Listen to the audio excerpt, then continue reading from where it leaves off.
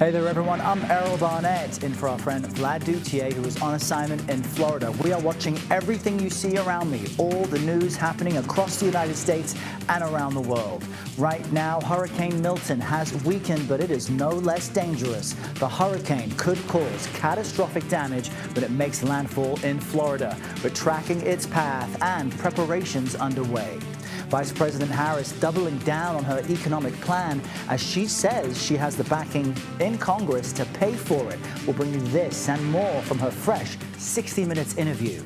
And as we speak, arguments over the Biden administration's push to regulate so-called ghost guns are starting at the Supreme Court. This and more right now on CBS News 24/7.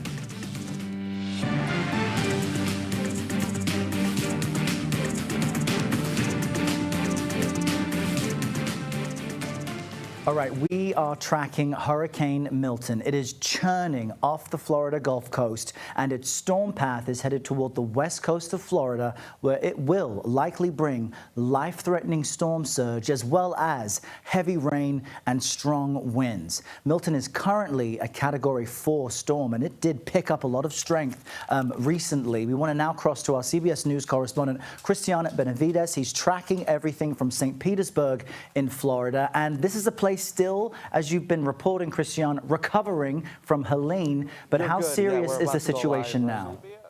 Yeah. Errol, at this point, you can just take a look at what this area looks like. We're in St. Pete Beach. This is a barrier island community. There are still folks here, as you can see. We spoke to a woman here, Suzanne, who is currently evacuating. She mentioned to me, she walked me through her experience. She rode out Helene, and she said she almost died. And this time she is evacuating for Milton, because all this damage that you see around me from Helene was caused by 5 feet of storm surge. Currently, what the forecast is showing is upwards of 15 feet of storm surge here. That's something that this area hasn't seen in modern history. And what officials are also worried about are these piles of debris, you know, from this small pile to entire homes. Officials are concerned that when Milton makes landfall, all of this debris could get picked up because of the wind and become dangerous projectiles, that they could also block storm drains. So they are, it's really, you know, a rush to try to get this to a location where it won't just scatter everywhere. But I mean, just take a look. This is what you see for blocks and blocks and blocks from Helene. That there's so much cleanup to do, and it's a race against the clock to try to get this to some place where it won't cause that sort of damage. So that's what's happening here at this point. And as you can see, people, as I mentioned, like Susan, who we spoke to, just evacuating, trying to make sure that they are out of here by the time that Milton is here. Governor Ron DeSantis held an emergency press conference this morning saying he's putting fuel around the state. He's making sure there are protective barriers around some hospitals. Talk to me about preparations outside of where you are to keep people safe. It's just so unnerving seeing everything you're showing us. Yeah, well, you know, people are trying to prepare, but you got to remember Tampa is such a low-lying area that practically, you know, a huge chunk of Tampa proper, downtown Tampa, all of that has to be evacuated. And here's the thing, Errol, you've got so many folks that already had to leave and find shelter elsewhere in places like hotels, anywhere, because of Helene. And now you've got Milton, so you don't have a lot of places to go. Christian Benavides, we will continue to track your reporting. You and the team stay safe. Thank you very much. Let's now bring in CBS News Philadelphia meteorologist Grant Gilmore. Grant, at some point, this storm jumped up to a 5. The temperature in the Gulf is so warm. Yeah. Let us know what to expect where it is now.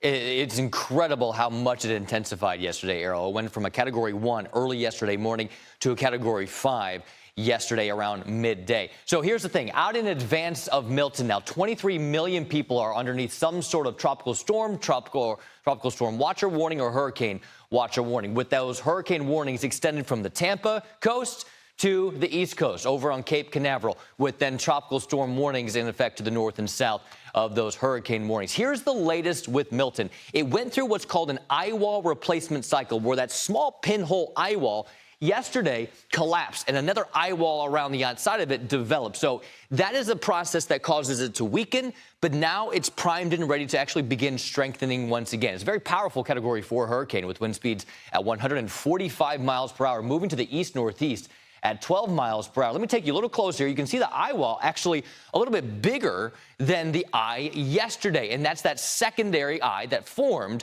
and now it's ready to start strengthening again as it moves over those warm waters in the South Gulf of Mexico. Here's one thing about Milton that's very different from Helene. It's actually much smaller. Those tropical storm force winds extend out 105 miles from the center of the storm, whereas Helene, those tropical storm force winds extended out over 300 miles from the center of the storm. The hurricane force winds, those Category 4 and 5 force winds, only extend out about 300 miles, or rather 30 miles from the center of the storm. The thing is, though, those winds and that wind field are expected to expand as we go through the next couple of days, and we expect those tropical storm force winds to begin to hit Florida sometime tomorrow around midday. So that's the amount of time that we've got for everyone in Florida to gradually get their preparations in order and then hunker down and get ready for the worst of those conditions. Those are the winds and then the surge. That is the most immediate concern and life-threatening concern along the coast, especially in Tampa Bay, where the forecast is for now between 10 to 15 feet of water being pushed onto normally dry ground. That's why we've got all those evacuations in place across many of those coastal communities across the west coast of Florida. In fact, you even have some surge concerns all the way up into portions of South Carolina as the storm moves across the state of Florida and then starts to throw some of that water from the Atlantic back onto the southeast coast. Here's the latest forecast from the National Hurricane Center. You see how it's forecast to become a Category 5 hurricane once again by midday today.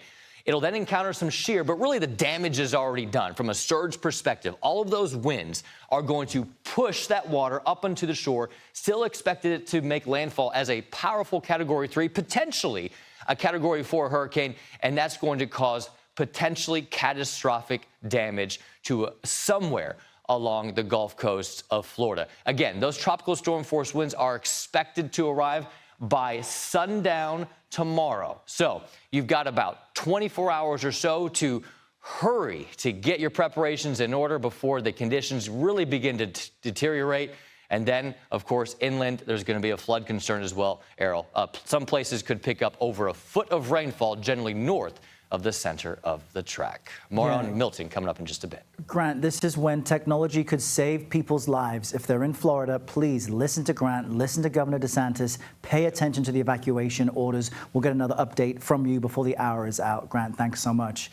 And as you might imagine, air travel across the United States is expected to be impacted by Hurricane Milton. This storm quickly approaching. CBS News New York reporter Elijah Westbrook is following that story for us from nearby at Newark Liberty International Airport. Elijah, what are you seeing?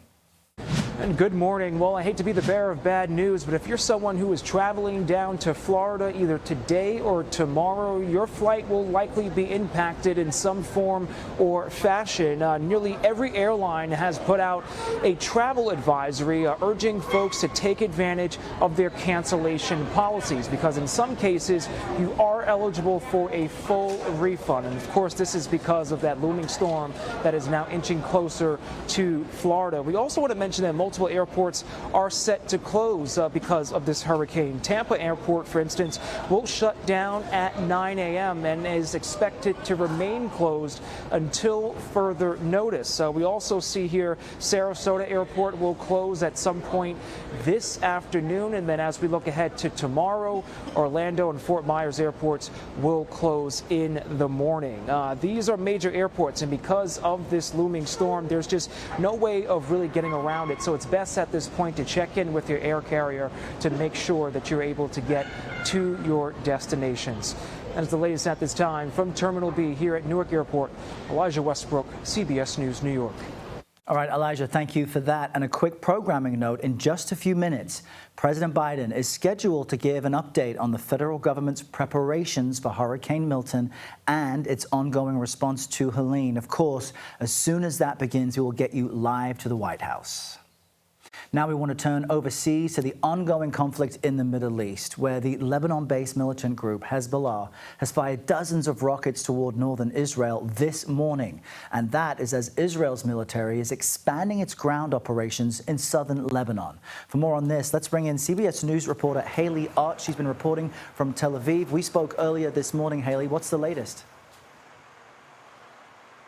Good morning, Errol. Yes, we're following developments along Israel's northern border. The Israel Defense Forces say over 100 projectiles have been fired by the Iranian-backed Hezbollah group into Israel this morning, and multiple sirens have sounded across the north of the country. Officials say most of the projectiles were intercepted. A 7-year-old woman, though, is reported to have suffered injuries from shrapnel. This, as the Israeli military announced further ground operations inside Lebanon, focused on the western part of that southern region. Until now, the Israeli boots on the ground have been in the eastern area near the border. This new push will be carried out by a reserve division of the Israeli military. We've been hearing this morning from the deputy leader of Hezbollah. In a statement, he lashed out at Israel and its Western backers, but he said that the group still had resources to continue its fight, and he said a vote would be held to replace Hezbollah's former leader, Hassan Nasrallah, also killed around 2 weeks ago. Meanwhile, Israel's fight against Hamas in Gaza is continuing. Israel says it's focusing on parts of the north where it says it's working to prevent Hamas militants from regrouping and potentially staging more attacks. The Israeli military announced earlier that it had killed 3 militants involved in the October 7th attacks 1 year ago, where 1,200 people were killed and 250 were taken hostage. Those attacks sparked Israel's response in Gaza, which Gaza's health ministry says over the course of a year has killed nearly 42,000 people. Errol? A lot happening in your part of the world. Haley Ott, thank you so much. All right, we've got fresh new polling showing Vice President Harris is actually gaining some steam in the presidential race. We're going to break this down for you as we follow both campaigns and their responses. And before we head to break, we want to give you a look at Orlando, Florida right now. Our affiliate's helicopter fed this into us moments ago. You're seeing there people preparing for Hurricane Milton. It is a serious storm and could bring catastrophic damage. We're staying on top of its track, and we will be right back.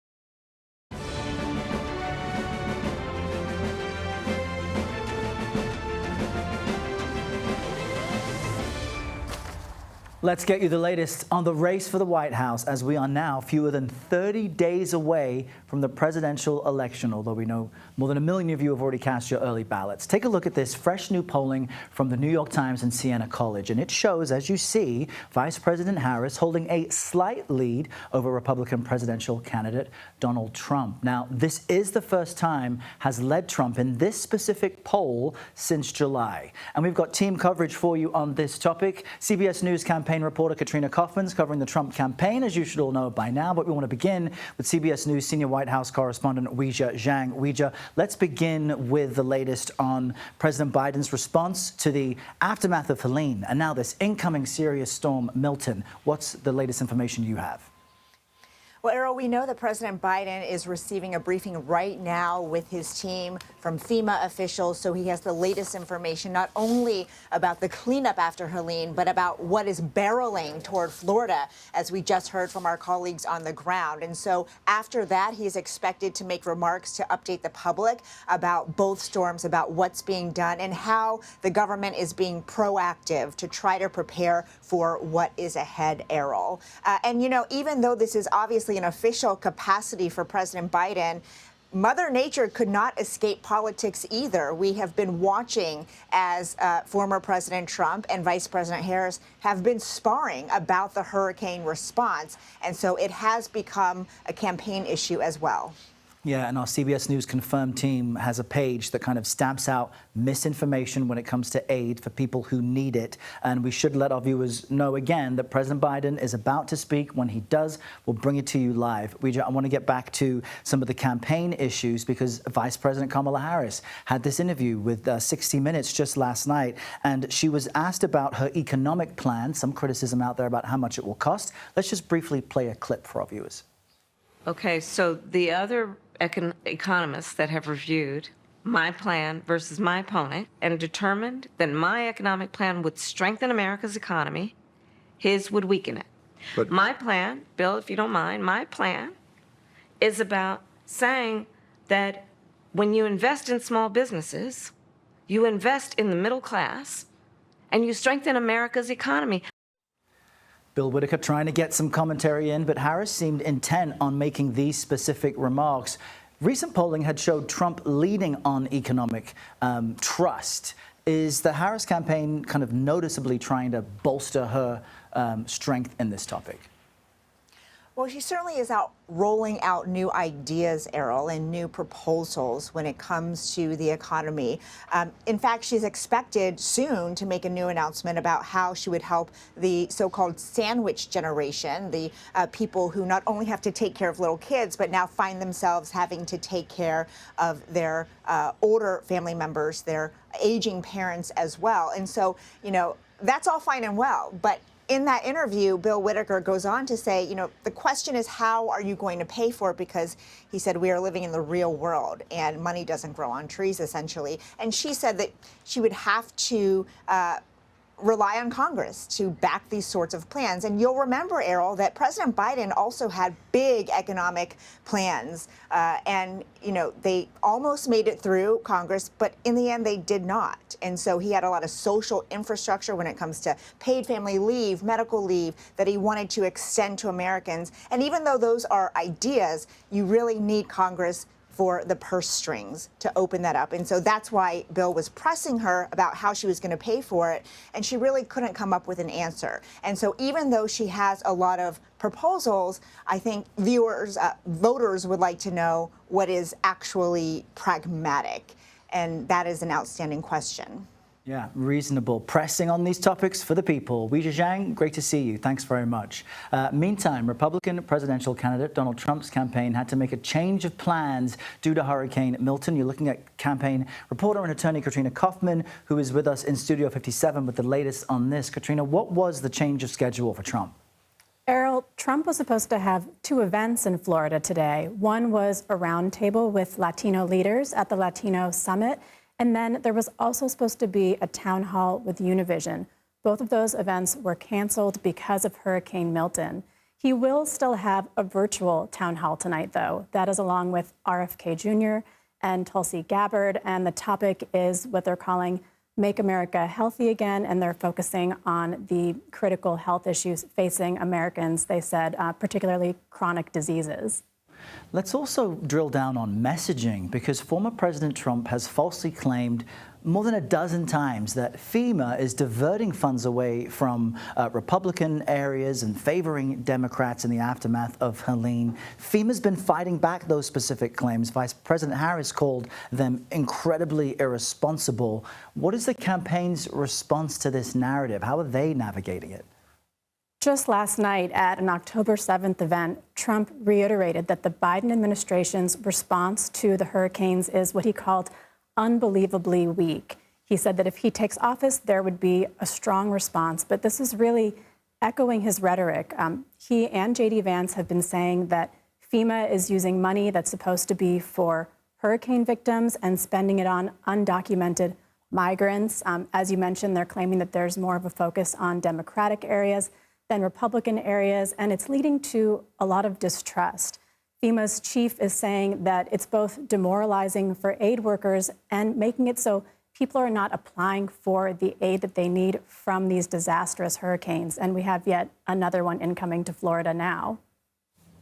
All right, Katrina Kaufman, thank you very much. We now want to take a look at coverage from CBS News in Florida. It's our coverage from our Miami affiliate, but they're getting some updates from Tampa. Let's quickly listen in. The clock is ticking at this point to evacuate for those people who live in those low-lying areas, and the clock is also ticking to pick up all of this debris. So many of these neighbors lost so much during Hurricane Helene, and now they're expecting to go through it all over again. If they have called for your evacuation order, I beg you, I implore you to evacuate. Heavy highway traffic Monday showed that many Floridians are heeding those warnings, with deadly storm surge as high as 15 feet forecast for some areas. Those planning out the storm, lined up for hours to fill sandbags. With the last storm, we got flooded, so it's all about prepping this time. Also to buy gas and dwindling supplies at stores, where some shelves are already empty. Paper towel, water, and canned food, boxes, everything. A lot of people is like going crazy buying stuff. In St. Petersburg Beach, residents still digging out after Helene struck 2 weeks ago. There's a race against time to remove leftover piles of debris before Milton blows through. We need as much of this debris picked up as possible. This creates a safety hazard. In Tampa, staff at this zoo rushing to secure the animals before Milton makes landfall. We do have a lot of what we call night houses or buildings that the animals are used to going into. The state also now with a base camp at Tropicana Field with 10,000 beds set up for emergency workers. We did just speak to a neighbor who says his plan is to evacuate tomorrow morning. He is heading about 2 miles inland. So many people taking the warning this time very seriously. In Tampa, Terry Hornstein, CBS News, Miami. Well, from Tampa, our team coverage moves a little bit closer to home here with our Morgan Reiner. She's in Northeast Miami-Dade, with how people here in South Florida are getting ready. This sand distribution site opened up at 7 this morning, and the line of cars that was waiting outside quickly rushed in. But these employers here, they work fast. They have been clearing the line as soon as one forms. I actually interviewed the woman who was very first in line. She said she is not taking any chances. She said during the last major storm that her bedroom flooded up to her bed, and she had to stand on top of her bed, and she lost her car, which is why she wanted to be first in line here today. We spoke to people here. We spoke to people at sand distribution sites yesterday. They told us again, across South Florida, they are not taking any chances. Valencia Francis is just one person picking up supplies to ride out Hurricane Milton. She had to go to 2 grocery stores to find what she needs. Someone said, "Oh my God, I went over there by Walmart. It's flooded. The car I went through. I was hustling, but because I love my clients so much, I said, okay, let me come over by Publix. So when I come, the bread section empty. Okay, the water section over there is empty. I'm getting to get as much sand as I can. I know that where I am, it floods. Wind is always a scary part of it, but really it's floodwater. What you're looking at right now is the sandbag distribution sites happening across Miami-Dade County. They all opened up at 7 this morning and will give out 4 bags per household. All right, that was just a glimpse at one of our many CBS News stations around the country. That was CBS News Miami, tracking the storm's path, and you're seeing so many people there getting ready. It's not just about the essentials. It's about things to keep you comfortable. We'll keep watching all these feeds coming in, and we're also keenly watching the White House as well. President Biden delivering a news conference on Hurricane Milton, and as soon as it begins, you'll see it here live. Stay right there.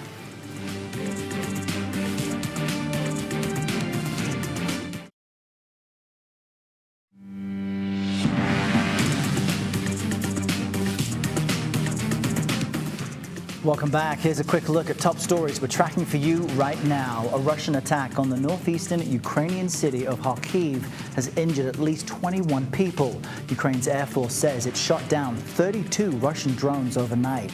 This comes after Russian missile attacks on the port city of Odessa killed 1 person and damaged 2 grain vessels. A federal judge has ordered Google to open up its Android App Store to competition. So this means third-party app stores will be allowed to exist on Android devices. This follows an earlier ruling that found Google has an illegal monopoly with its Play App Store. However, Google has until November to make the changes, and the tech giant says it plans to ask the court to pause these changes as it appeals the decision. And get this, 2 men known for their work on artificial intelligence have won the Nobel Prize in Physics. The committee that awarded the prizes says John Hopfield and Geoffrey Hinton, quote, use tools from physics to construct methods that help lay the foundation for today's powerful machine learning. And it's not just the award. The prize for physics comes with about $1 million. All right, returning now to our top story as Florida braces for a quite severe, potentially catastrophic hurricane. Its name is Milton. The storm is currently a Category 4 as it heads towards Florida's west coast, and it will bring life-threatening storm surge as well as heavy rain and, of course, the strong winds you might expect. CBS News correspondent Tom Hansen is following this storm and joins me now. And Tom, I think you're speaking with local officials who know about economic development, because this won't just be a physical punch, it will be a financial one as well. Oh, that's absolutely right, Errol. And here, one of the primary concerns in Arcadia, Florida, which is a little bit more inland than on the coast, is going to be flooding. This is an area that has seen storm after storm, so much rain. The ground is saturated here, and there is a major river that runs near this community, and there are huge concerns that that could flood. Now, right where I'm standing, this is DeSoto Middle School, and you can see that preparations are starting to begin. It's a little quiet right now, but the American Red Cross is here. That's because this is going to turn from a middle school into a shelter for hundreds of people who are expected to come here because they have nowhere else to go because of the anticipated flooding. I actually want to bring in Sandra Guffey. Sandra is with DeSoto County. She is the one who's overseeing this facility. So Sandra, talk to me more about the preparation here, because I don't think a lot of people necessarily think of inland impacts of a coastal storm. Absolutely. Well, you already mentioned it. Flooding is going to be a big concern. And also we have a lot of mobile home communities, and those do not stand up well in a wind event. So those folks need to get out of their homes now and get ready to come over here. We're going to be open throughout the event. So it's really critical to get out of your home if you're in a low-lying area or in a compromised housing situation. Because Florida is very flat as a state. A lot of it is at or near sea level. Absolutely. How many people are you anticipating, and what supplies do you have? Okay, we think maybe about 300 people. That's what we've seen historically. Supplies are very limited. So I always tell people, bring everything that you need to live for a couple of days. I mean, you could say they're bringing in snacks. Well, that's nice if you like cornflakes and Fruit Loops, but not good enough to sustain most people. So bring some of your supplies, bring your medicine if you need that. You can also bring your pet, and that's very important. Bring their food as well. And the most important thing, Tom, bring your patience. Bring your patience, yes. And Everyone a sense is of trying their humor best. helps a little bit, too. Everyone is going through the same storm. That is the concern here. Absolutely. Now, talk to me about the community as a whole, because you mentioned that this storm is eerily reminiscent of a previous storm, Hurricane Ian, which you guys saw impacts from as well. It is. And, you know, I think because of that, people are much more sensitive, they're aware, and they are willing to be prepared a little bit earlier, not waiting for the last minute. So we're seeing people get ready, either leave the area if they're going to, or get ready to come to the shelter if they need to. Yes, very similar to Ian, but we are a very resilient bunch of people. We work hard, we stick together. Now, I want to talk to you a little bit about what I saw while driving in here. We're about an hour from where I was this morning, Sarasota on the coast. Gas station after gas station after gas station, either bagged up, out of gas, or lines, long lines. How should people be preparing for that? There's not a whole lot you can do other than, be patient again, or go farther inland to find the gas stations. But we're about out of gas here, too. Yeah. And if you can find it, you definitely should. That's one of the main things. Sandra, we are thinking about you and your community. We'll be covering this throughout the day. So, Errol, as you heard, there is serious concern here, but this community is preparing. You know, Florida is, in certain instances, a well-oiled machine. And forgive me, we have a car alarm going off. So, Errol, I'm going to turn it back over to you. All right, Tom Hansen, I like what Sandra said about also bring your sense of humor. Look, you can't sustain yourself off of cornflakes and Fruit Loops, I think she said. Tell that to me in college, but a very good point to bring not just stuff that you're comfortable with, but stuff that's healthy. Tom Hansen, we'll check back in with you in the days ahead. Please stay safe. We now want to share this with you. Earlier, I spoke with the mayor of Fort Myers Beach. That's Dan Allers, and we spoke about how his community, coastline community, is preparing for this storm. Fortunately, we've had enough time. You know, this will be our 5th storm in just over 2 years since Hurricane Ian. So we've come battle tested. I hate to say it that way, but it's true. We know what to expect. We're expecting the worst. When we took the devastation from Ian 2 years ago, which is what they're kind of predicting now for this Tampa-St. Pete area, we know what it's like. We know the devastation that comes after it. For us, we're concerned, as you see in the pictures there, you know, that's what it looked like after 15 to 17 feet of storm surge. Most of those buildings are still gone. So any amount of storm surge, we're in the 6 to 10 range right now. That could change. That's going to push that surge further inland on our island. We're only 7 miles long. So when that surge comes, it's going to go further down our side streets and affect more properties than even Ian did. So that's what's one of our big concerns right now, and why we're telling our residents you need to go. We tried to get out the evacuation order as early as we could, which was 3 o'clock yesterday. We've got a debris haulers trying to pick up what was left over after Helene to try to make sure we get as much floating debris out of the way as we can. So I guess we're as prepared as we can. We're going to push again to get people off the island that are still here and hope for the best. In the Tampa Bay area Some yesterday. of our conversation from earlier. You're looking at CBS News Philadelphia meteorologist Grant Gilmore preparing to give us more of an update on this hurricane, Grant. The storm surge really is scaring a lot of people, like the mayor of Fort Myers Beach. What are you seeing? Absolutely, Errol. I mean, the storm surge is the most immediate threat to not just damage, but the loss of life along the coast of anywhere along the Florida Gulf Coast. It doesn't have to be 10 to 15 feet, which is the most extreme, but it could be upwards of anywhere like 4 to 7 feet of storm surge could be life-threatening. So certainly a real threat there. Let me show you this. I want to bring up the map, and I want to show you the forecast for the rainfall here with Milton as it starts to move out of the southern Gulf of Mexico and approach the Florida Gulf Coast. Look, Florida, you've got about 36 hours, okay, to hurry and get those preparations all wrapped up. And then by around midday tomorrow, those tropical storm force winds are expected to arrive. The center of the storm now expected to start to make landfall sometime overnight Wednesday into Thursday morning. Now, look, yesterday it strengthened to a Category 5 hurricane. It was one of the most impressive rapid intensifications that modern history can remember here. And look, it's expected to weaken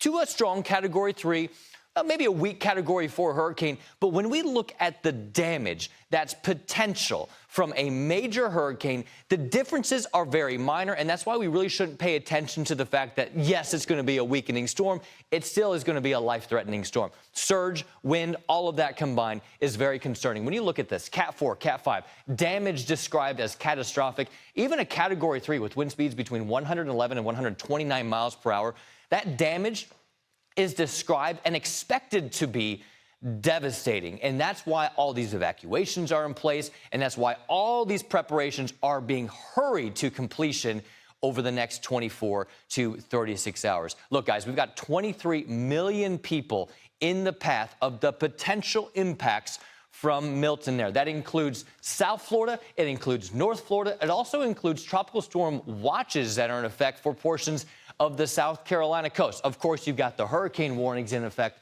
across central Florida from Tampa across the East Coast over to Cape Canaveral, where you're going to see the most significant impacts from the surge along the coast and then those potentially life-threatening strong wind speeds there well inland. Category 4 hurricane right now, 145 mile per hour winds. It has gone through its eye wall replacement cycle. That's a brief period of weakening. Now we expect it to strengthen once again back to a Category 5 before that gradual weakening process right up to landfall sometime early Thursday morning, early overnight Wednesday into Thursday morning before it then moves across the state of Florida into the Atlantic Ocean. We are expecting those tropical storm force winds to begin to increase in size from the center of the storm, and we expect those to begin to arrive as we go through early Wednesday afternoon. Errol, you mentioned the storm surge. Like I said, the most immediate threat, the National Hurricane Center has increased the predicted wind surge forecast with this. Tampa Bay area, including the Tampa Bay itself, could see 10 to 15 feet of storm surge. That is undoubtedly unsurvivable storm surge and something that really a lot of people need to listen to the local officials and start to really wrap up their preparations and evacuate if they're told to do so. It really is for everyone's safety to get away from that surge. They say you run from the water and you hide from the wind, and a lot of people need to hide or run from that water. That's right. We cannot say it enough, Grant. And if you survive this first wave, it's likely there will be power outages for days, maybe even a week. Everyone needs to evacuate and prepare now. Thanks so much. Now, as Florida braces for Hurricane Milton, North Carolina is still grappling with the crushing destruction of Helene. In fact, this key battleground state is changing some of its voting rules to effectively make sure no one's been denied the right to vote, as some areas do remain inaccessible. CBS News' Skylar Henry continues his great reporting in North Carolina, where the race, according to polling, is razor thin and voter turnout here is critical.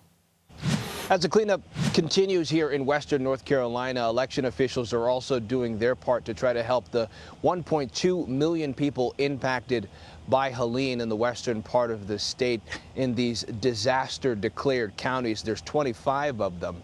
We should point out that all 100 counties in the state, their election offices now back open following the storm, some having to make adjustments because of the conditions at their respective offices. That includes internet capabilities, in some instances the state providing those Starlink satellite systems so that those election offices can get back to work. But when you take a look at a county like Buncombe County, where we are right now, where Asheville is, they are back up and running. Officials say that staffers were back in their office as early as last Tuesday, trying to make sure that everyone gets what they need in order for this election to run smoothly. They also say that they anticipate an uptick in absentee ballot requests given the circumstances and the fact that people simply do not have a home to go back to following the devastation of Helene. We should also point out that on Monday, the State Board of Elections unanimously voted to make voting a little bit more accessible for the people in this state as well, going on to say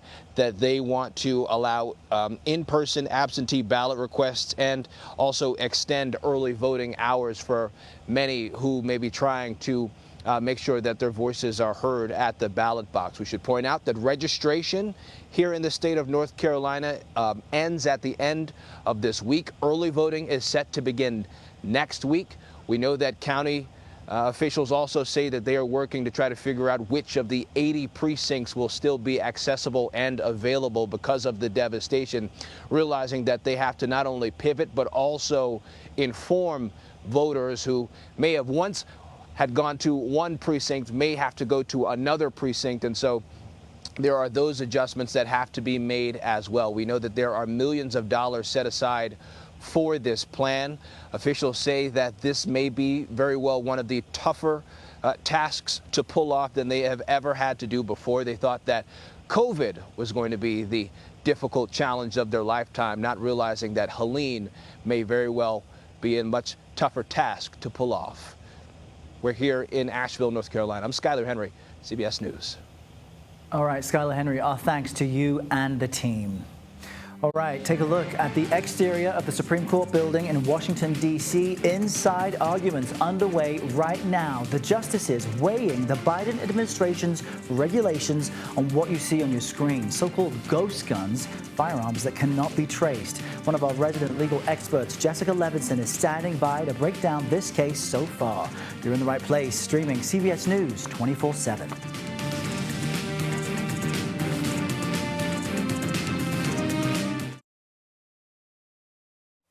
Inside that building, oral arguments are underway. It's the U.S. Supreme Court, where justices are hearing a major challenge to a Biden administration regulation to restrict ghost guns. These are guns that cannot be traced. They don't have a serial number.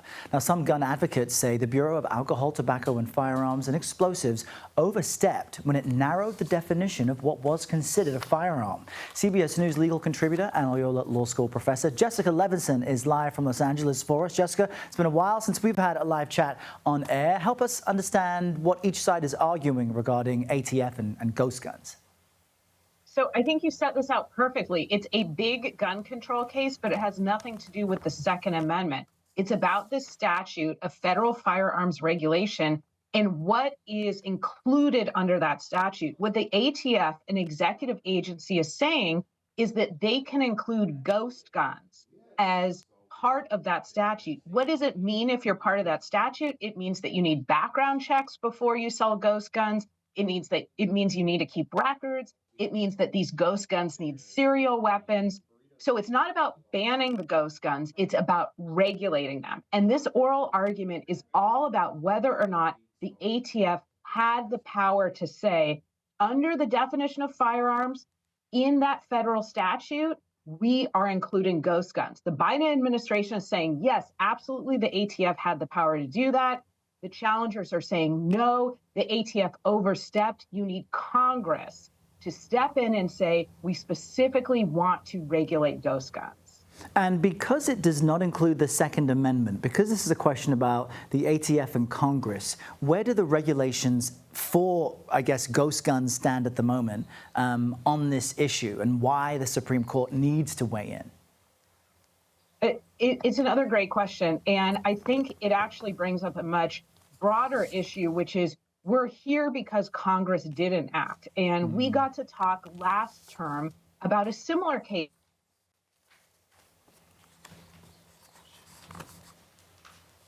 As you see, this is live television, and so we lost Jessica for a moment. Jessica, if you can still hear us, please finish your thought. Yes. Yes, I can. So I apologize. I was saying this is a very similar setup to a case that we talked about last term that dealt with trying to ban bump stocks, and a federal agency saying those are included under a statute.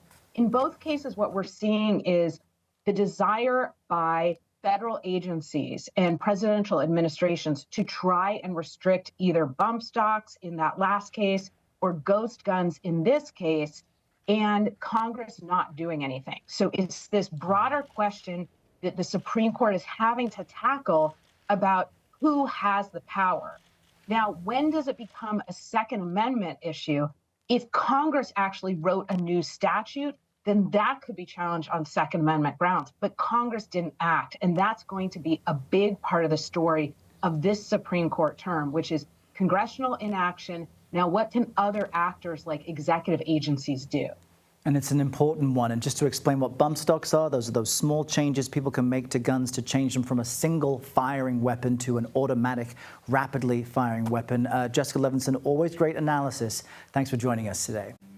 Of course, we're keeping an eye on Hurricane Milton's movement across the Gulf Coast. We're also waiting to hear from President Biden on steps the federal government will take to prepare for this. We understand we may not hear from him before 11 a.m., but if we do, you'll see it here live. Stay right where you are.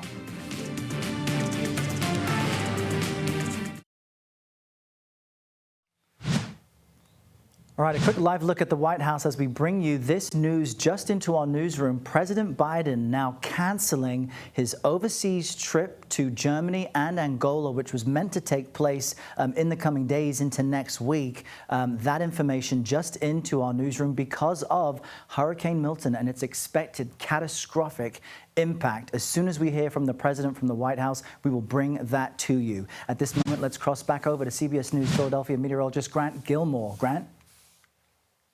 Hey, Errol. So waiting for the latest advisory from the Hurricane Center. It comes down officially at 11 o'clock. Sometimes we get them a few minutes early, so we'll keep an eye on that over the next minute or so.